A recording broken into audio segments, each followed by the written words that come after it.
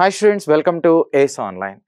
ఇక్కడ చూడండి, identify the groups that exhibit negative resonance అంటున్నాడు. Negative resonance effect minus R effect when attached to conjugate system. అంటే ఇలా conjugate అంటే single bond, next double bond, single bond ఈ ఓరియంటెడ్లో ఉండాలి. కాంజుగేట్ అంటే ఇలాంటి వాటికి అటాచ్ చేసినప్పుడు ఏ గ్రూప్స్ని అటాచ్ చేస్తే మోస్ట్లీ నెగిటివ్ రెజొనెన్స్ అనేటువంటి ఎఫెక్ట్ వస్తుంది అంటున్నాడు. Negative resonance.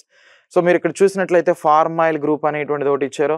Amino NH2 group అనమాట. దాని మీద లోన్ పేర్ ఆఫ్ ఎలక్ట్రాన్స్ ఉంటాయి కాబట్టి ఇది ప్లస్ ఆర్ ఎఫెక్ట్ అంటే రెజొనెన్స్ ఎఫెక్ట్ని ఎన్హాన్స్ చేస్తున్నాయి కాబట్టి బి అనేటువంటిది అవ్వదు.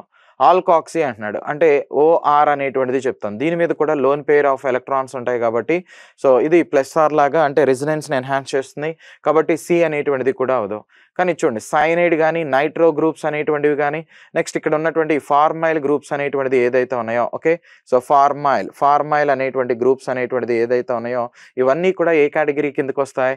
-R అనేటువంటి కేటగిరీ కిందకు వస్తాయి. ఎందుకంటే ఇవి ఎలక్ట్రాన్ విత్డ్రాయింగ్ గ్రూప్స్ లాగా యాక్ట్ చేస్తూ ఉంటాయి కాబట్టి సో ADE అనేటువంటి వాటిని తీసుకుంటాం. అంటే ఆప్షన్ సి అనేటువంటిది రైట్ ఆన్సర్ అనమాట. Thank you.